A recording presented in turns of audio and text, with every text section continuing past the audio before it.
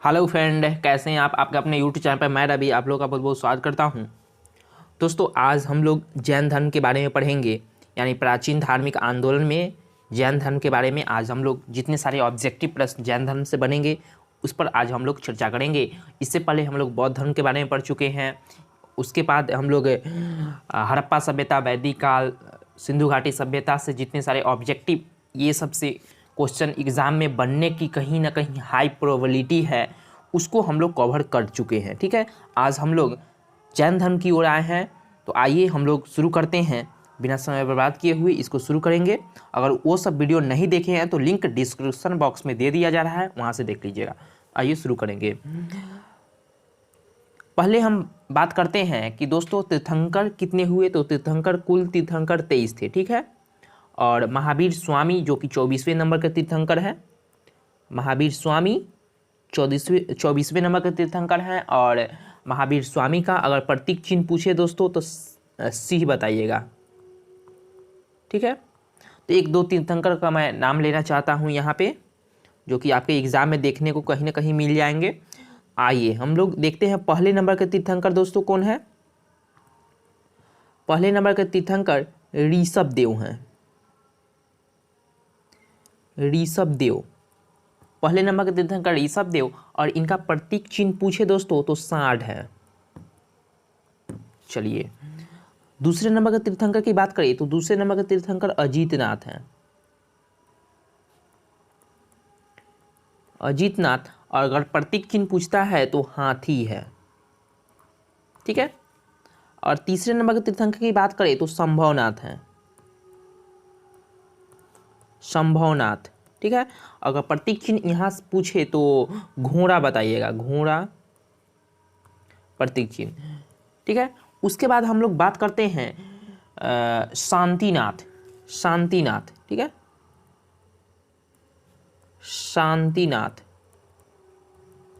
शांतिनाथ के दोस्तों यह 16वें नंबर का तीर्थंकर है, और प्रतीक चिन्ह पूछे तो हिरण है।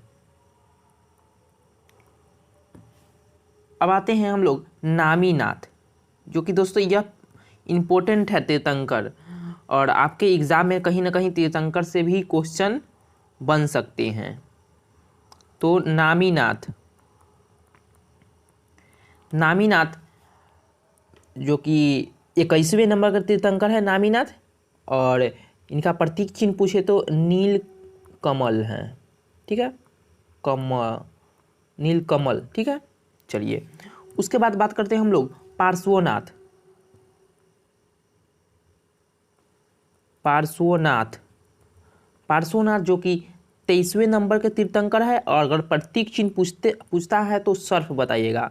प्रतीक चिन्ह क्या है? सर्फ है पार्श्वनाथ के। और 24वें नंबर के तीर्थंकर के रूप में जुड़ते हैं महावीर स्वामी, यह अंतिम तीर्थंकर हुए महावीर स्वामी, और इनका प्रतीक चिन्ह सिंह है। ठीक है, तो इतने सारे तीर्थंकर आप याद रखेंगे, जो कि पूरे आपको 24वें तीर्थंकर याद करने की कोई ज़रूरत नहीं है, सिर्फ 4 से 5 आप लोग याद रखिएगा। चलिए आइए हम लोग आते हैं टॉपिक की ओर। तो देखिए महावीर स्वामी का जन्म हुआ था, तो कहाँ पे हुआ महावीर स्वामी का जन्म? तो कुंडल ग्राम के वैशाली जिले में हुआ था। और कब हुआ था? तो 540 BC में हुआ था। ठीक है, यानी ईसा पूर्व में महावीर स्वामी का जन्म हुआ था। कहाँ पे? वैशाली के कुंडल ग्राम में हुआ था। अब बात करते हैं माता का नाम क्या था इनका? तो माता का नाम त्रिशला था। त्रिशला था। और गौतम बुद्ध का माता का नाम माया देवी था। ठीक है, हम लोग ऑलरेडी पढ़ चुके हैं।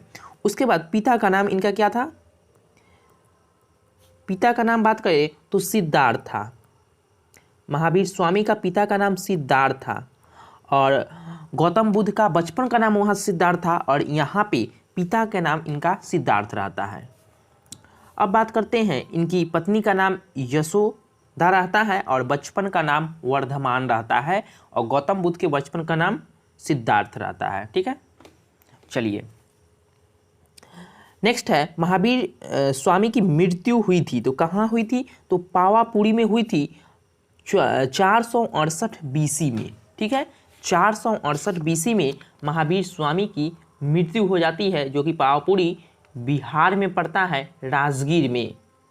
ठीक है, तो 72 वर्ष की आयु में इनकी मृत्यु हो जाती है। अब बात करते हैं हम लोग महावीर स्वामी का प्रथम अनुयायी कौन था। तो जमाली था, इनके दामाद था। ठीक है, अगर दोस्तों हम लोग फिर नेक्स्ट वीडियो में आएंगे तो इस पर डिटेल में चर्चा करेंगे। आज हम लोग सिर्फ ऑब्जेक्टिव प्रश्न देख रहे हैं, और नेक्स्ट वीडियो में हम लोग पढ़ने वाले हैं पूरे जितने जो प्रागैतिहासिक काल, सिंधु घाटी सभ्यता, हड़प्पा सभ्यता, उसके बाद वैदिक काल, जैन धर्म, बौद्ध धर्म, इसी तरह से प्राचीन भारत को डिटेल में हम लोग कवर करेंगे। मध्यकालीन को, आधुनिक को पूरे डिटेल में कवर करेंगे। आज हम लोग सिर्फ ऑब्जेक्टिव प्रश्न देखेंगे। तो प्रथम अनुयायी कौन थे? इनके दामाद थे, दामाद का नाम जमाली रहता है। ठीक है, चलिए नेक्स्ट है, महावीर स्वामी और बुद्ध दोनों उपदेश दिए थे। तो कहाँ पे दिए थे? तो मगध के नरेश बिंबिसार के शासन काल में दिए थे। अगर दोनों पूछेगा, महावीर स्वामी और जो कि बुद्ध दोनों उपदेश दिए थे, तो कहाँ पे? मगध नरेश बिंबिसार के यहाँ दिए थे, के शासन काल में ये दोनों उपदेश दिए थे।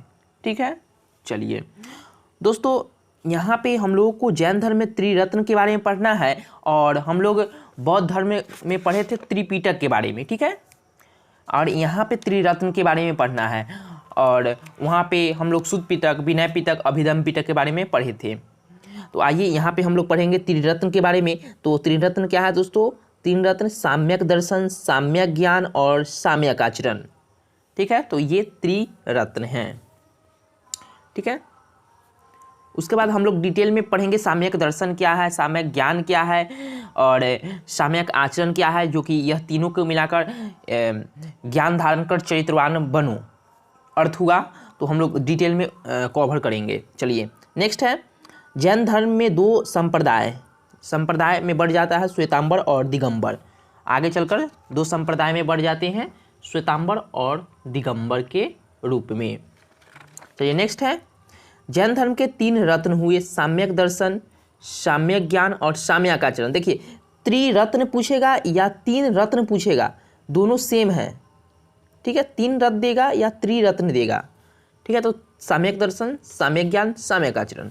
चलिए नेक्स्ट है, महावीर स्वामी उपदेश दिए थे। तो प्राकृत के अर्ध मगही भाषा में महावीर स्वामी अपना उपदेश दिए थे। अब हम लोग बात करते हैं कि इनकी ज्ञान की प्राप्ति, जो कि 12 वर्ष तपस्या के दौरान इनको ज्ञान की प्राप्ति होती है, और गौतम बुद्ध को 6 वर्ष की तपस्या में ज्ञान की प्राप्ति होती है। 29 वर्ष में वो निकले थे, 35 वर्ष में ज्ञान की प्राप्ति हो जाती है उनको। और महावीर स्वामी को 12 वर्ष की कठिन तपस्या के पश्चात इनको ज्ञान की प्राप्ति होती है। कहाँ पे होती है? तो जराम्बी के समीप ऋजुपालिका नदी के तट पे साल वृक्ष के नीचे, और गौतम बुद्ध को पीपल के वृक्ष के नीचे ज्ञान की प्राप्ति होती है। और ज्ञान की प्राप्ति होने के बाद इनको बोला जाता है जिन, यानी विजेता, अहर्त, अहर्त माने होता है पूज्य, निर्ग्रंथ यानी बंधहीन है ये। ठीक है, तो ये इनको बोला जाता है। ठीक है, तो दोस्तों इतने सारे पॉइंट जो कि जैन धर्म से आपके एग्ज़ाम में बनने की ज़्यादा तक संभावना है। और भी बात करते हैं हम लोग कि इनके समय में राजा कौन कौन हुए थे। तो इनके समय में राजा का हुए थे उदाइन, याद रखिएगा। उसके बाद चंद्रगुप्त,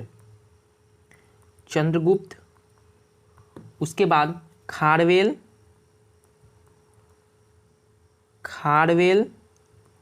उसके बाद चंदेल शासक और वर्धे राज। इनके समय में यह प्रमुख राजा थे। डिटेल में हम लोग पढ़ेंगे। ठीक है, इसके बाद हम लोग डिटेल में पढ़ेंगे, तो वहाँ पे हम लोग कवर इसको करेंगे।